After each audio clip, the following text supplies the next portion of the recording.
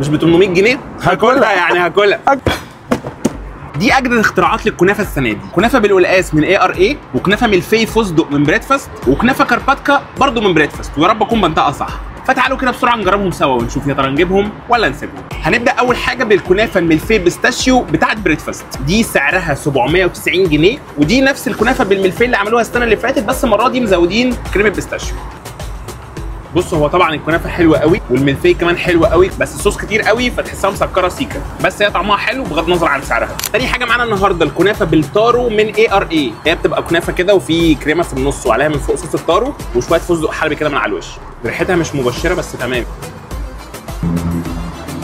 هي طعمها فعلا مش مفهوم. بصوا هي الكنافه اصلا طريه قوي وهي مسكره قوي قوي قوي، بس حاسس ان هم لو ما كانوش عملوها ما كناش هنحس باي حاجه يعني. بالنسبه لي هو اختراع ملوش اي 30 لازمه، بس تمام يعني ربنا يعوض علينا في 800 جنيه دفعناها. نخش بقى على الكنافه الكارباتكا من بريدفاست، دي بتبقى كنافه وعليها باستري كريم ومن فوق طبقه اكلير كده، الامل فيك انت والله. دي حلوه وعجبتني، ميكس الكنافه مع الباستري كريم مع البلو بيري حلو قوي، يعني دي احلى حاجه في اللي احنا جربناهم النهارده. ولو هرتبهم بالنسبه لي فدي احلى حاجه، بعديها الكنافه من الفيل بيستاشيو، بعديها في الاخر خالص الكنافه اللي احنا لبسناها ام قلقاس ديت، عشان بصراحه ما عجبتنيش خالص. انتوا كمان لو جربتوا حاجه فيهم قولوا لي رايكم، وما تنسوش تكتبوا لي في الكومنتات ايه اغرب اختراع شفتوه في رمضان السنه دي.